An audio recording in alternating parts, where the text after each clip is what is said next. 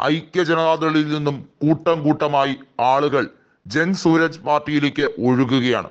പ്രശാന്ത് കിഷോർ ആ പാർട്ടി ഔദ്യോഗികമായി ലോഞ്ച് ചെയ്തിട്ട് കേവലം ഒരു ദിവസം കഴിഞ്ഞപ്പോൾ തന്നെ നിരവധിയായ ഐക്യ ജനതാദൾ അംഗങ്ങളാണ് ആ പാർട്ടിയിൽ ഇനി ഒരു നീതിയും ന്യായവും നടപ്പിലാക്കാൻ കഴിയില്ല, ഉൾപാർട്ടി ജനാധിപത്യം അവസാനിച്ചിരിക്കുന്നു, നിതീഷിന് തോന്നും വിധത്തിൽ മാറ്റാനും വസ്ത്രം മാറുന്നത് പോലെ മുന്നണി ഉപേക്ഷിക്കാനും ഞങ്ങളെ കിട്ടില്ല എന്ന് ഉറപ്പിച്ചു പറഞ്ഞ് ജൻ സൂരജ് പാർട്ടിയിലേക്ക് ഒഴുകുകയാണ്.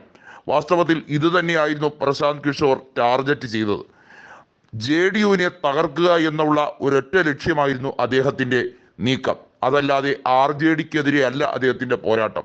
വാസ്തവത്തിൽ JDUവിനെ എല്ലാ രീതിയിലും തകർത്തെറിയുക, അതായിരുന്നു പ്രശാന്ത് കിഷോറിന്റെ ലക്ഷ്യവും.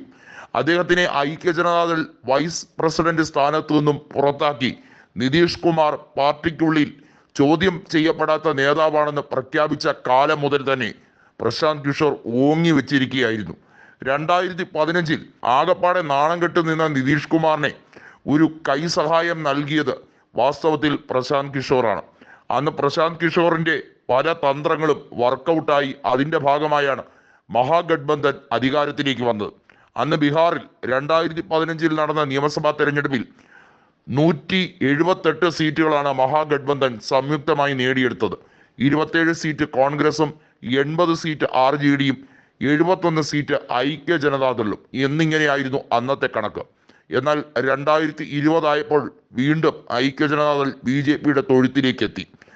പിന്നെയും മഹാഗഡ്ബന്ധനുമായി സഹകരിച്ചു ഇടക്കാലത്ത്. പിന്നെ വീണ്ടും ഒരു നാണവും മാനവും ഇല്ലാതെ BJPയോട് സഹകരിക്കാൻ ചെല്ലുന്നു.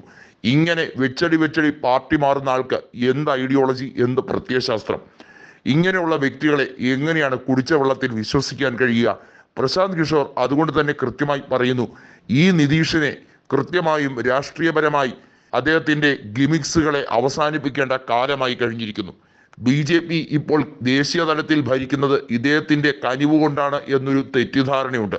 വാസ്തവത്തിൽ ഐക്യ ജനതാദളിലെ MP മാർ വേണമെങ്കിലും രാജിവെക്കാൻ തയ്യാറായി നിൽക്കുകയാണ്. തനിക്ക് വ്യക്തിപരമായി അടുപ്പമുള്ള നിരവധി MP മാരുണ്ട്. അവർ ഏത് നിമിഷവും കൂറുമാറാം.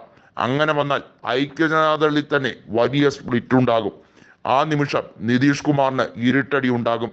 നിതീഷ് കുമാറിന്റെ ഭരണം അവസാനിക്കാൻ പോവുകയാണ് എല്ലാ അർത്ഥത്തിലും.